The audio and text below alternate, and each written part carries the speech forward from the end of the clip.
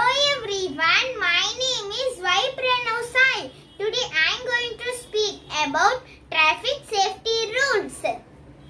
Follow traffic signals.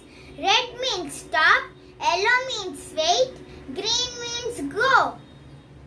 Don't run on roads. Don't drink and drive. Obey speed limits.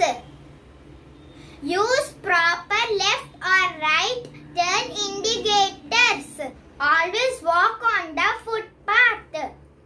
Keep left while driving or walking. Cross the road only at zebra crossing or use subway. Before crossing the road, first look at your right, then look at your left.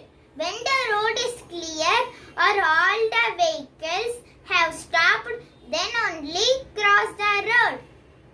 Never lean out of the window or door of a moving vehicle.